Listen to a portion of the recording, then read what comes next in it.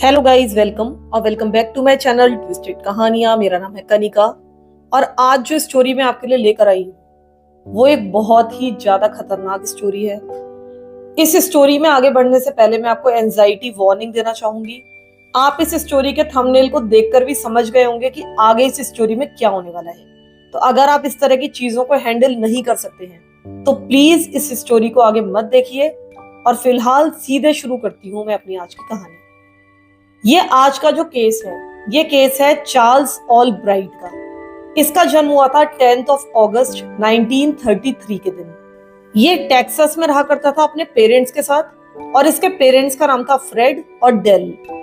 अब ये जो फ्रेड और डेल थे, ये इसके बर्थ पेरेंट्स नहीं थे। चार्ल्स को इन्होंने तब अडॉप्ट किया था जबकि चार्ल्स केवल 3 वीक्स ओल्ड था, यानी केवल 3 हफ्ते का था। और इसको इन्होंने अडॉप्ट किया था एक अनाथ आश्रम से। बाहर से देखने पर फ्रेड और डेल बहुत ज्यादा अमेजिंग पेरेंट्स लगते थे, लेकिन अगर ध्यान से देखा जाए तो ऐसा बिल्कुल नहीं था। बिहाइंड क्लोज्ड डोर्स जो इसकी माँ थी डेल, वो एक बहुत ही ज्यादा वियर्ड महिला थी। वो सब कुछ एक एक्सट्रीम तक ले जाना पसंद करती थी, लेकिन अपने दिमाग में उसको यही लगता था कि वो सब कुछ बहुत अच्छा कर रही है और चार्ल्स के ऊपर वो फेवर कर रही है, क्योंकि उसे ऐसा लगता था कि वो बेस्ट मदर है। जब चार्ल्स काफी छोटा था, एक टॉडलर ही था, तब उसकी माँ उसको पलंग से बांध दिया करती थी अगर वो सोता नहीं था। वो चाहती थी कि जो चार्ल्स है वो हर एक नियम का पालन करे। अगर चार्ल्स खाना नहीं खाता था, दूध नहीं पीता था, तो उसको बुरी तरीके से छड़ी से पीटा जाता था। और इसके अलावा भी अगर चार्ल्स कोई शैतानी करता था तो उसको कई कई घंटों के लिए अंधेरे कमरे में बंद कर दिया जाता था। ये सब कुछ उसको सबक सिखाने के लिए किया जाता था। और ये मैं आपको बहुत ही कम एग्जाम्पल्स दे रही हूँ, क्योंकि इसकी फैमिली के बहुत ज्यादा राज आज भी पता नहीं है कि इसके घर में असल में चल क्या रहा था। डेल ये सोच रही थी कि मैं अपने बेटे चार्ल्स को एक परफेक्ट व्यक्ति बना रही हूँ और इसमें उसको कोई भी बुराई नजर नहीं आती थी। इसके अलावा जो चार्ल्स की माँ थी, उसको गंदगी से बहुत ज्यादा घबराहट होती थी, एक तरह की उसको बीमारी थी। और ये बीमारी इतनी ज्यादा बढ़ गई थी कि वो चार्ल्स को खुलकर खेलने भी नहीं देती थी। अगर चार्ल्स पीछे वाले गार्डन में खेलना चाहता था, जो कि उनके घर के पीछे था, तो वो उसको रस्सी से उसका पैर बांध दिया करती थी ताकि वो धूल मिट्टी तक ना पहुंच पाए। उसे ऐसा लगता था, यानी कि डेल को, कि मिट्टी में बहुत ज्यादा जर्म्स होते हैं और वो उसके बेटे के साथ इसके घर में आ जाएंगे। इसके अलावा वो अपने बेटे चार्ल्स के कपड़े एक दिन में मल्टीपल टाइम्स चेंज किया करती थी। चार्ल्स को वो कभी भी काऊ मिल्क या बफेलो मिल्क नहीं दिया करती थी, केवल गोट मिल्क उसको दिया जाता था। अब पता नहीं उसके पीछे क्या रीजन था। इसके अलावा उसने अपनी खुद की गोट रखी हुई थी, यानी कि डेल ने, और केवल उस ही गोट का मिल्क ये लोग कंज्यूम किया करते थे। इसके अलावा डेल कभी भी चार्ल्स को पब्लिक टॉयलेट सीट्स में बैठने नहीं देती थी। कहती थी कि इसमें क्रैप्स होते हैं और क्रैप्स तुम्हें पकड़ लेंगे। बचपन से ही उसने चार्ल्स के दिमाग में बहुत ज्यादा डर भर दिया था। और ये जो डर था चार्ल्स के अंदर, ये जिंदगी भर उसके साथ रहा। ये हमेशा टॉयलेट सीट्स जो कि पब्लिक में होती थी उनसे डरता रहा। अगर इसे कभी भी पब्लिक टॉयलेट यूज भी करना होता था तो ये कभी भी उन पर बैठता नहीं था, या तो ऊपर चढ़ के बैठता था या फिर सीट के ऊपर ही किसी तरीके से हवा में एडजस्ट होके वो अपना काम कर लिया करता था। तो इस तरह से ये जो डर था ये हमेशा उसके मन में बना रहा। यहाँ तक कि डेल इतनी ज्यादा सनकी हो गई थी कि वो चार्ल्स को हॉस्पिटल्स में लेकर जाती थी। और ऐसा नहीं कि एक दो बार, वो रेगुलर बेसिस पर इसको हॉस्पिटल्स लेकर जाती थी। वहां पर मरते हुए पेशेंट्स को इसे दिखाती थी और चार्ल्स से कहती थी कि अगर तुम जर्म से, गंदगी से दूर नहीं रहे तो तुम्हारे साथ भी यही होगा, तुम भी इसी तरीके से तड़प तड़प कर मर जाओगे। तो आप समझ ही सकते हैं कि चार्ल्स के साथ वो किस तरह की बातें कर रही थी, किस तरह से उसके दिमाग को ये खराब कर रही थी। और ये जो महिला थी, इस बात का इसे खुद भी एहसास नहीं था। इसने हमेशा के लिए चार्ल्स को ट्रॉमेटाइज्ड कर दिया था। डेल ऐसा करके चार्ल्स को एक परफेक्ट ह्यूमन बीइंग बनाने की कोशिश कर रही थी, जैसे कि मैंने आपको पहले भी बताया। लेकिन ऐसा करते करते उसने पूरी तरह से चार्ल्स को कंट्रोल कर लिया था और उसके दिमाग के साथ बुरी तरीके से खेलना शुरू कर दिया था।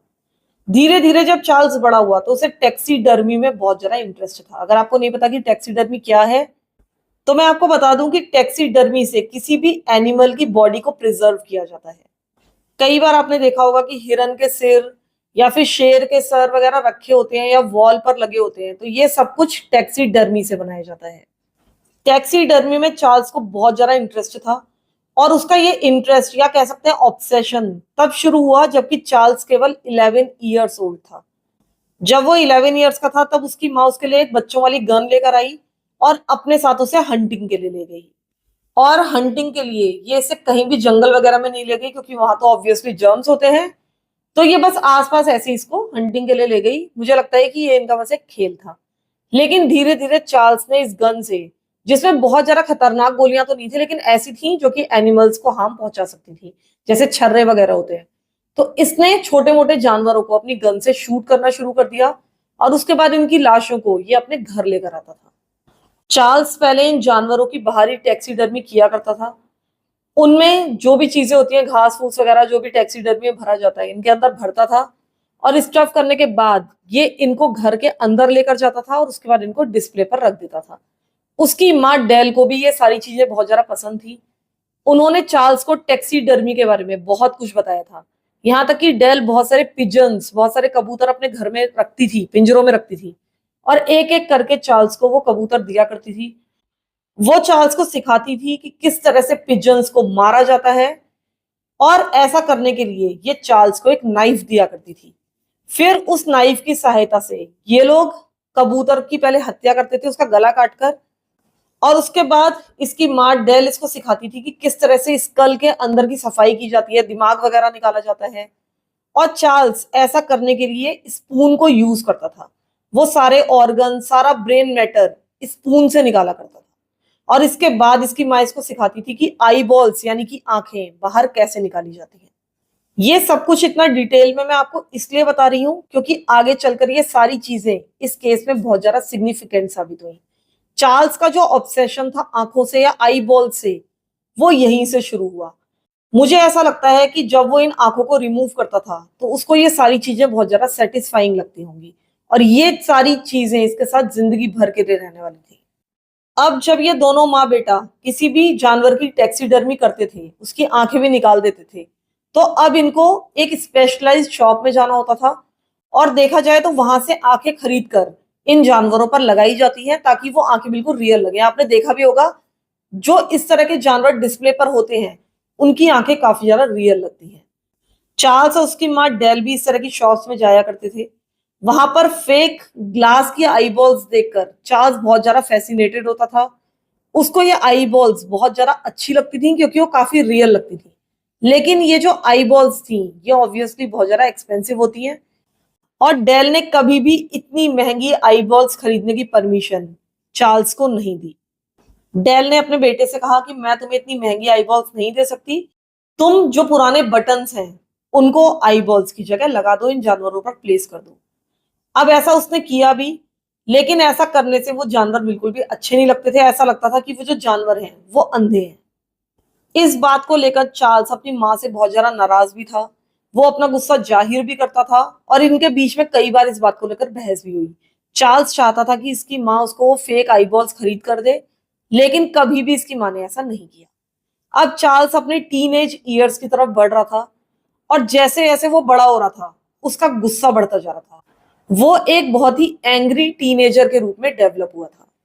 चार्ल्स के अंदर बहुत ज्यादा फ्रस्ट्रेशन भरा हुआ था। इसकी माँ इसको बहुत ज्यादा पुश करती थी। ये चार्ल्स से बहुत ज्यादा मेहनत कराती थी। कई कई घंटों तक चार्ल्स रोज पियानो प्रैक्टिस किया करता था। जब ये स्कूल से आता था तो कई कई घंटों तक इससे रीडिंग राइटिंग कराई जाती थी, स्कूल का काम कराया जाता था। चार्ल्स की माँ ये चाहती थी कि ये हर चीज में एकदम परफेक्ट रहे।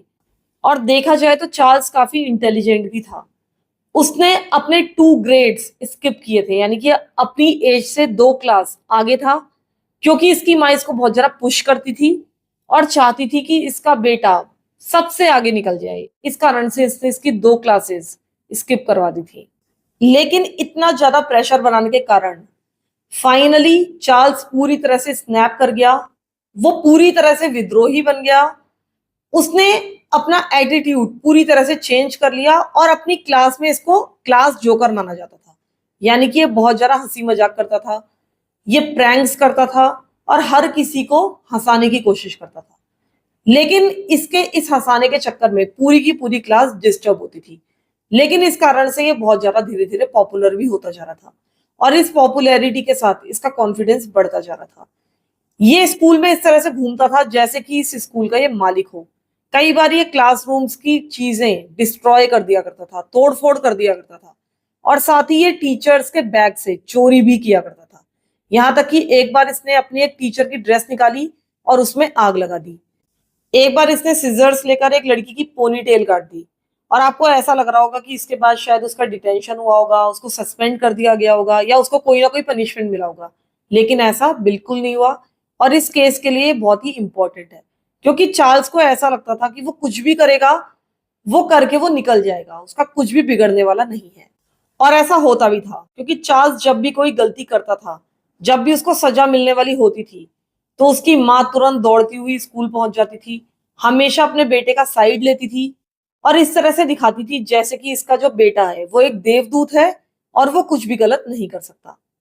जब चार्ल्स अपनी प्यूबर्टी से गुजर रहा था, तब उसकी माँ हमेशा उसको समझाया करती थी कि मैं बिल्कुल नहीं चाहती कि तुम अपने पिता की तरह बनो।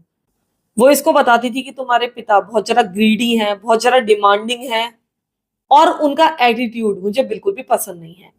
इस तरह की बातें वो अपने टीनेजर बेटे से कर रही थी, और ये बातें ऑब्वियसली चार्ल्स को पसंद नहीं आती थी। चार्ल्स को ये बातें बहुत ज्यादा डिस्टर्ब करती थी, अपसेट करती थी। लेकिन जो चार्ल्स था, उसका अपनी माँ के साथ एक बहुत ही कॉम्प्लिकेटेड रिलेशनशिप था। वो हमेशा अपनी माँ को खुश रखने की, उसको प्लीज करने की कोशिश करता रहता था। इधर जो डेल थी, यानी कि उसकी माँ, वो हमेशा इससे रिक्वेस्ट करती थी कि तुम लड़कियों से दूर रहो, तुम्हें लड़कियों के साथ डेट वगैरह पर नहीं जाना चाहिए, और हमेशा उसको इन सब कामों से रोकती रहती थी। अगर चार्ल्स कभी डेट पर जाता भी था, तो इन्होंने इसका टाइम डिसाइड किया हुआ था कि हर हालत में 8 बजे से पहले इसको घर आ जाना है, और ठीक रात के 8 बजे इसको अपने बेड पर सोने के लिए लेट जाना है, जो कि मुझे ऐसा लगता है कि बहुत ज्यादा अर्ली था। और इसकी माँ ऐसा करने के लिए इसको बहुत ज्यादा पुश कर रही थी। चार्ल्स को यही बताया गया था कि जो लड़कियां हैं, जो सेक्स है, वो बहुत ज्यादा गंदा है, बहुत ज्यादा डर्टी है, और तुम्हें इसमें इन्वॉल्व नहीं होना चाहिए। और इसी कारण से वो इन सारी चीजों के प्रति एक बहुत ही अनहेल्दी नजरिया रखने लगा था। जब चार्ल्स फाइनली 16 ईयर्स का हुआ, उसने अपना हाई स्कूल ग्रेजुएट कर लिया। क्योंकि इसने अपने 2 साल पहले स्किप कर लिए थे, तो जनरली लोग वहां पर 18 ईयर्स में ग्रेजुएट करते हैं हाई स्कूल, लेकिन इसने 16 ईयर्स में ही कर लिया था। अब पहली बार ये अपने फैमिली होम से बाहर निकलने वाला था, पहली बार घर से बाहर जाने वाला था। इसको टेक्सास के एक टाउन में किसी कॉलेज में एडमिशन मिल गया था। पहली बार वो अपनी माँ के आंचल से निकलकर बाहर आया था, हम कह सकते हैं। तो यहाँ आने के बाद उसको बहुत ज्यादा आजादी महसूस हुई। वो बहुत सारी क्रिमिनल एक्टिविटीज में भी इन्वॉल्व हो चुका था। इसके अलावा वो एक सेक्स वर्कर के पास गया, उसकी वर्जिनिटी उसने लूज की। ये उसने एक डेयर के जवाब में किया था, जो कि उसके दोस्तों ने उसे दिया था। चार्ल्स बिल्कुल भी ऐसा करना नहीं चाहता था, लेकिन अपने दोस्तों के उकसावे में आकर उसने ऐसा किया। लेकिन ऐसा करने के बाद वो बहुत ज्यादा गिल्ट फील कर रहा था। उसकी माँ ने आज तक उसका जो नजरिया बनाया था सेक्स के प्रति, ये उससे बिल्कुल उलट था। उसे ऐसा लग रहा था कि उसने अपनी माँ को नीचा दिखाया है ऐसा करके। इसी कारण से इस घटना के बाद से उसको सेक्स वर्कर से बहुत ज्यादा नफरत हो गई थी। और ये चीज इस केस के लिए बहुत ज्यादा इंपॉर्टेंट है, आप आगे चलकर देखेंगे। अभी चार्ल्स का फर्स्ट ईयर ही शुरू हुआ था, लेकिन उसको अरेस्ट कर लिया गया। ऐसा इसलिए हुआ क्योंकि उसने वहां के एक स्टोर से हंड्रेड्स ऑफ डॉलर्स का सामान चुरा लिया था। उसको वहां पर गिरफ्तार कर लिया गया, उसके पास से सारा का सारा सामान भी बरामद हुआ। उसको उसके कॉलेज से भी सस्पेंड कर दिया गया, और कोर्ट में इसका ट्रायल शुरू हुआ। अब इसकी माँ अपने शहर से भागती हुई यहाँ पर पहुंची। वो उसकी सेवियर बनकर वहां पर आई थी। उसने कोर्ट को बहुत जरा बैक किया कि मेरे बेटे के बदले मुझे जेल भेज दिया जाए। लेकिन आपको पता है कि ऐसा बिल्कुल नहीं होता है। चार्ल्स को 1 साल की सजा सुनाई गई, और इसके बाद चार्ल्स जेल चला गया। यहाँ पर आने के बाद उसने ये महसूस किया कि पहली बार किसी भी जुर्म के लिए उसको सजा दी गई थी, क्योंकि अभी तक उसकी माँ उसको बचाती रही थी। जेल में चार्ल्स ने अपनी प्रोफाइल बहुत ज्यादा लो रखी। वो हमेशा एक कोने में बैठा रहता था, वहां पर बहुत ज्यादा एक्टिव नहीं रहता था। और 1 साल के बाद उसको प्रिजन से रिलीज कर दिया गया। तब तक इसकी एज 18 ईयर्स हो चुकी थी। अब इसको वापस कॉलेज जाना था। ये वापस कॉलेज चला भी गया, लेकिन वहां पर इसने पढ़ाई में बिल्कुल भी ध्यान नहीं लगाया। वो हमेशा लोगों के साथ प्रैंक करता रहता था, हंसी मजाक करता रहता था, और इसी कारण से वो कॉलेज का बहुत ज्यादा पॉपुलर लड़का बन गया। और इस कारण से इसका ईगो बहुत ज्यादा बूस्ट हो गया। बहुत सारे लोग उसको पसंद करते थे। वो काफी गुड लुकिंग था और इसको ऐसा लगता था कि इसकी आड़ में वो छोटे मोटे क्राइम्स कर सकता है, और ऐसा वो करता भी था। यहीं पर उसकी पहली सीरियस रिलेशनशिप शुरू हुई एक लड़की के साथ। इस लड़की का नाम था बेटी। लेकिन इसी दौरान इसका एक बचपन का ऑब्सेशन भी सामने निकल कर आया, और ये था आई बॉल्स के साथ उसका ऑब्सेशन। जिस दौरान चार्ल्स कॉलेज में पढ़ रहा था, वो अक्सर अपने दोस्तों को आसपास के जंगलों में लेकर आता था, छोटे मोटे जानवरों को पकड़ता था, उनकी हत्या करता था, और उसके बाद अपने दोस्तों को दिखाता था कि इनकी आंखें किस तरह से निकाली जाती हैं। एक बार उसने एक मेढक यानी कि एक फ्रॉग को पकड़ा, अपनी फिंगर्स उसके गले के चारों ओर कस दी और उसको इतना ज्यादा जोर से दबाया, उसके सिर को, उसके गले को, कि जो फ्रॉग की आई बॉल्स थी वो झटके से बाहर आ गई। जो कि एक बहुत ज्यादा हॉरिफिक कांड था, बहुत ज्यादा क्रूअल था, लेकिन ऐसा करने में चार्ल्स को काफी अच्छा लग रहा था। यह भी बताया जाता है कि चार्ल्स ने अपने कमरे में एक जार रखा हुआ था जिसमें डिफरेंट एनिमल्स की आई बॉल्स वो जमा करके रखता था। एक बार चार्ल्स के रूममेट का अपनी गर्लफ्रेंड के साथ ब्रेकअप हो गया। तब चार्ल्स ने एक अजीब सा काम किया। उसने उस फ्रेंड की एक्स गर्लफ्रेंड की बहुत सारी पिक्चर्स ली, हजारों की संख्या में। उसके बाद उन सारी पिक्चर्स में से उसकी आईज को काट कर निकाला, और उसके बाद उसके रूममेट की साइड वाली जो वॉल थी उसमें ये सारी की सारी आंखें पेस्ट कर दी।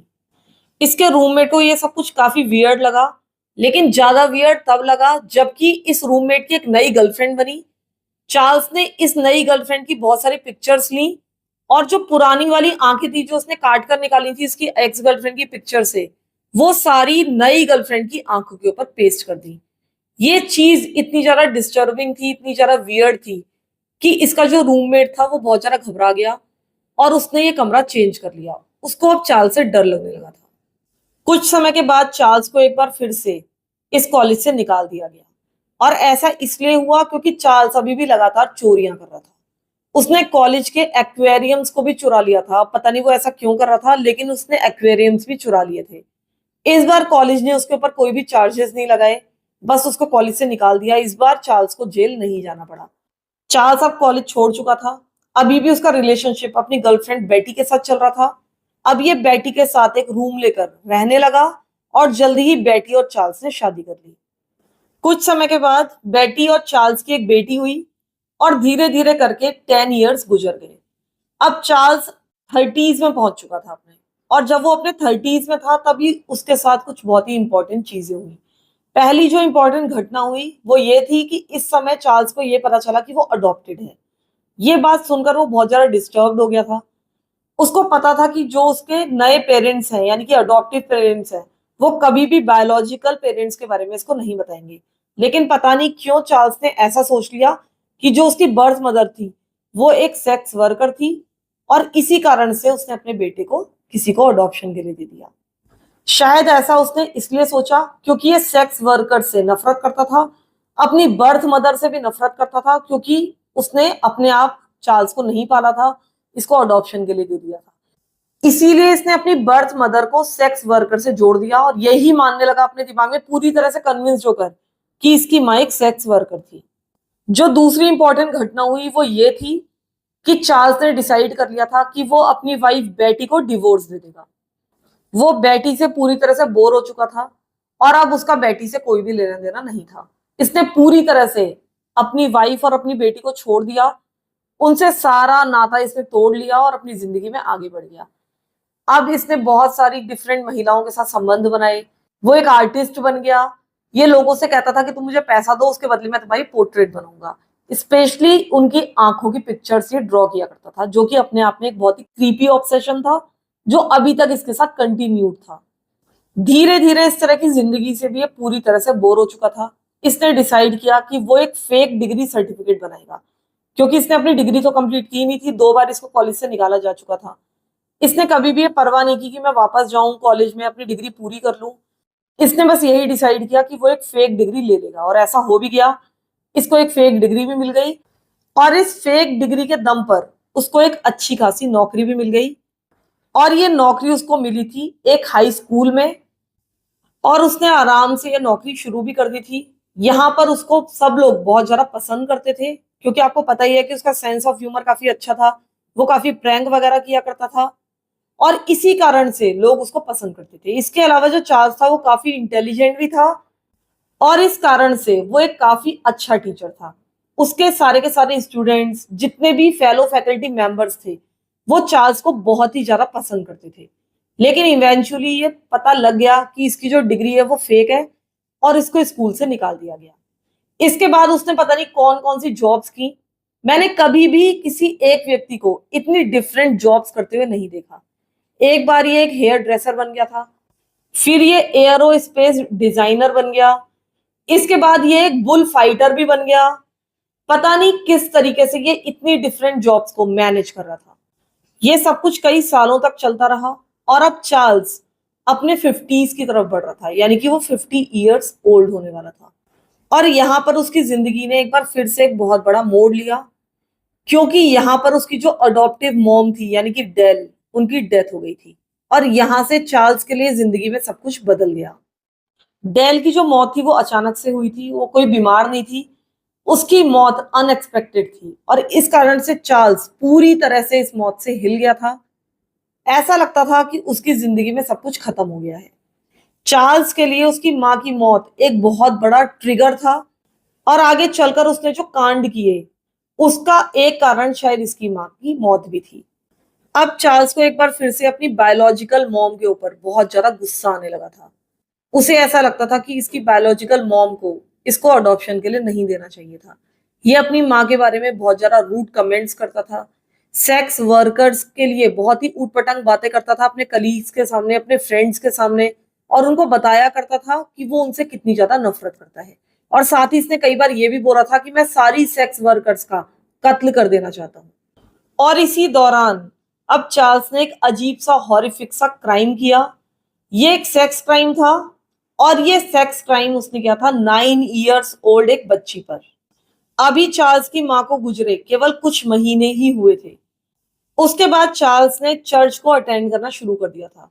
उसे ऐसा लगता था कि अगर वो चर्च में जाता है तो उससे उसको काफी हेल्प मिलती है, उसका दुख कम होता है।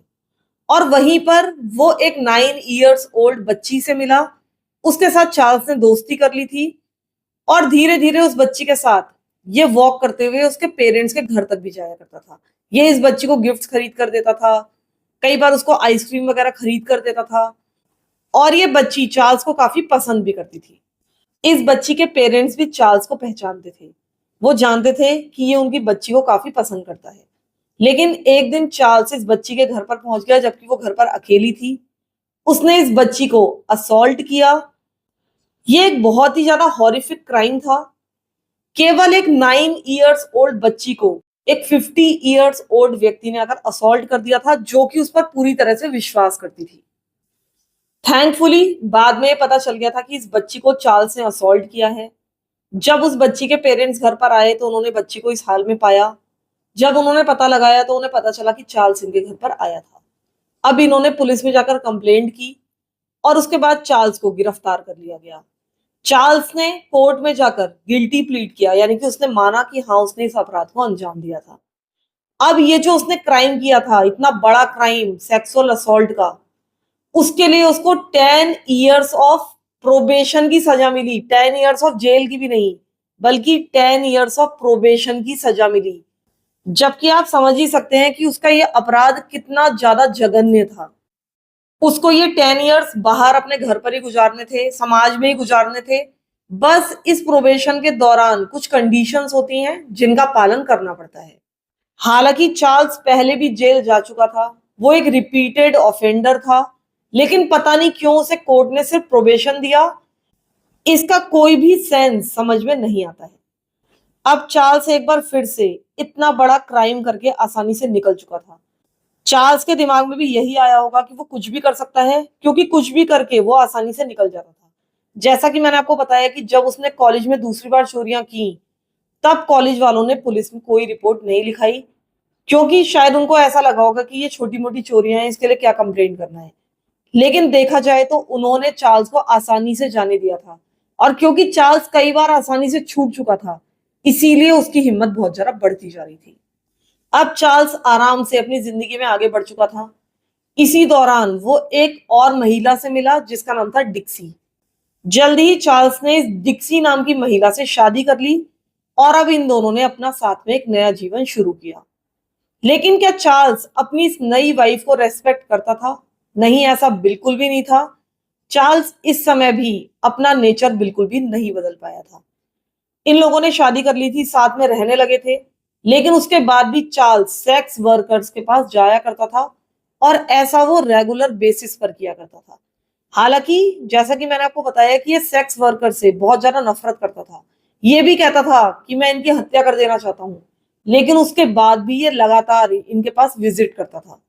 ये इतना रेगुलरली वहां पर जाया करता था कि वहां की सेक्स वर्कर्स, वहां पर रहने वाले लोग इसके फेस से पूरी तरह से फैमिलियर हो गए थे, यानी कि ये वहां का जाना पहचाना चेहरा बन चुका था।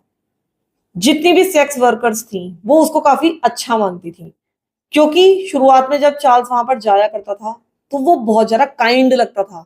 वो बहुत ज्यादा दया की भावना दिखाता था इन सेक्स वर्कर्स को। जितना पैसा ये डिमांड करती थी उनसे ज्यादा पैसा ये इनको दिया करता था। कई बार इनको ये खाना खरीद कर दिया करता था, उनके लिए गिफ्ट्स लेकर जाता था और तरह तरह से इनकी हेल्प करता था। लेकिन ऐसा लगता है कि ये सारी चीजें वो उनका विश्वास जीतने के लिए कर रहा था। शायद ये उनकी बटरिंग कर रहा था ताकि आगे चलकर जो कुछ उसके दिमाग में था वो उसको अंजाम में ला सके। इधर जो चार्ल्स की वाइफ थी उसको कोई भी आइडिया नहीं था कि उसका हस्बैंड कहाँ जा रहा है। ऐसा तो वो सपने में भी नहीं सोच सकती थी कि वो सेक्स वर्कर्स को विजिट कर रहा होगा, जबकि चार्ल्स ऐसा मल्टीपल टाइम्स अ वीक किया करता था। वो बस अपनी वाइफ को बोलता था कि मैं शाम को टहलने जा रहा हूँ, थोड़ा घूमने जा रहा हूँ, एक राउंड मारने जा रहा हूँ। और मुझे ऐसा लगता है कि शायद उसकी वाइफ काफी सीधी महिला रही होगी, वो उस पर बिल्कुल भी शक नहीं करती थी। हालांकि इस समय तक चार्ल्स के पास कोई भी जॉब नहीं थी। वो अपनी वाइफ के पैसों पर पल रहा था और उसी से पैसा लेकर वो सेक्स वर्कर्स के पास जा रहा था। चार्ल्स बहुत ज्यादा पैसा भी उधार में ले रहा था। खुद को और अपनी वाइफ को वो कर्ज के बोझ तले भी दबाता जा रहा था, लेकिन इसके बारे में फिलहाल उसकी वाइफ को कोई भी आइडिया नहीं था। तो शुरुआत में तो जब ये सेक्स वर्कर्स के पास जाता था तो ये एक बहुत ही काइंड पर्सन अपने आप को शो करता था, लेकिन जैसे जैसे समय बीतता जा रहा था, जैसे जैसे ये उन वर्कर्स के साथ बहुत ज्यादा कंफर्टेबल होता जा रहा था और वो इसके साथ कंफर्टेबल होती जा रही थी, तभी धीरे धीरे उन सेक्स वर्कर्स ने पाया कि ये जो इंसान है ये बहुत ज्यादा वॉयलेंट है। धीरे धीरे इसका व्यवहार इनके प्रति बहुत ज्यादा रूड हो गया, रफ हो गया और हिंसक हो गया। ये इनको मोटेल्स में लेकर जाता था, बुरी तरीके से इनकी पिटाई किया करता था। कई बार ये इनको बेड से बांध दिया करता था, दो दो सेक्स वर्कर्स को एक साथ बेड पर बांध दिया करता था और बहुत ही बुरी तरीके से इनको पीटता था। और इनकी पिटाई वो तारों से और बेल्ट से किया करता था, बुरी तरीके से कोड़ों की तरह इनकी पिटाई करता था। और साथ ही चीख चीख कर कहता था कि मुझे पता है कि तुम्हें ये सारी चीजें पसंद आ रही हैं। मुझे ऐसा लगता है कि इसकी माँ ने जो उसको ट्रॉमा दिया था बचपन में, इसको बेड से बांध दिया करती थी जब ये सोता नहीं था, वो सारी चीजें अब इस उम्र में बाहर निकल कर आ रही थी। ये इन सेक्स वर्कर्स को पैसे दे रहा था तो इसे ऐसा लगता था कि मैं इनके साथ कुछ भी कर सकता हूँ। इसके बाद जल्दी ही चार्ल्स एक टीनेज लड़की से मिला एक लोकल मॉल में। पता नहीं कैसे ये लोग पहले पहले मिले होंगे, इसके बारे में मुझे कोई भी जानकारी नहीं है, लेकिन मुझे बस ये पता है कि चार्ल्स इस मॉल में रोज जाया करता था। वहीं पर इसको ये लड़की मिली।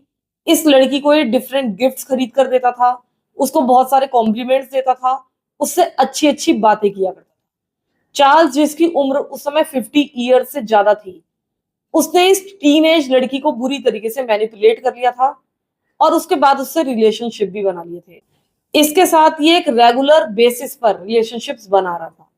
धीरे धीरे इस लड़की के साथ भी ये बहुत ज्यादा वॉयलेंट हो गया, इसको बहुत ज्यादा मारने पीटने लगा और जल्दी ही इस टीनेज लड़की को पता चला कि चार्ल्स को बहुत ज्यादा ऑब्सेशन है आई बॉल्स के साथ और साथ ही जो सर्जिकल नाइफ्स होते हैं उनके साथ भी। उसके पास बहुत बड़ा कलेक्शन था इस तरह के नाइफ्स का। ये उस लड़की को ये सारे नाइफ्स दिखाया करता था, उसको बताया करता था कि डिफरेंट जो एनिमल्स हैं उनकी आई बॉल्स कैसे इस नाइफ्स की सहायता से रिमूव की जा सकती है। अब ये जो टीनेज लड़की थी वो बहुत ज्यादा घबरा चुकी थी। इसको अब पूरा विश्वास हो गया था कि चार्ल्स किसी दिन उसकी हत्या कर देगा। लेकिन वो टीनेज लड़की काफी समझदार निकली। वो चार्ल्स के चंगुल से बचकर निकल चुकी थी, इस एब्यूजिव रिलेशनशिप से निकल चुकी थी और कभी भी उसने इसके बाद चार्ल्स से कांटेक्ट नहीं किया। चार्ल्स ने कुछ दिन तक तो इसको ढूंढने की कोशिश की, लेकिन बाद में उसने उस लड़की की कोई परवाह नहीं की। वो अभी भी सेक्स वर्कर्स के पास जा रहा था और अपनी वॉयलेंट फैंटेसीज उनके साथ पूरी कर रहा था, और अभी तक उसकी वाइफ को इसके बारे में कोई भी आइडिया नहीं था। और इसके बाद से चार्ल्स की पर्सनैलिटी जैसे जैसे इसकी उम्र बढ़ रही थी और ज्यादा खराब होती जा रही थी। अब इसको और ज्यादा गुस्सा आने लगा था। इस समय चार्ल्स एक लोकल सॉफ्टबॉल टीम के लिए खेल रहा था, यानी कि उनका टीम मेंबर था। शुरुआत में तो वो बिल्कुल एक नॉर्मल प्लेयर था, कभी भी उसको बहुत ज्यादा गुस्सा नहीं आता था हारने के बाद, लेकिन धीरे धीरे उसको बहुत ज्यादा गुस्सा आने लगा, वो बहुत ज्यादा वॉयलेंट हो गया। और अगर वो कभी भी हारने लगता था या कभी भी मैच के दौरान थोड़ा बहुत भी झगड़ा हो जाता था, तो वो वॉयलेंट होने की कोशिश करता था, हाथ उठाने की कोशिश करता था, और कई बार झगड़ा शुरू करने की कोशिश भी करता था। इसके अलावा टीममेट्स ने यह भी नोटिस किया कि चार्ल्स लगातार सेक्स वर्कर्स की बातें उनके सामने करता रहता है। हर कन्वर्सेशन में वो सेक्स वर्कर्स की बातें लेकर आ जाता था।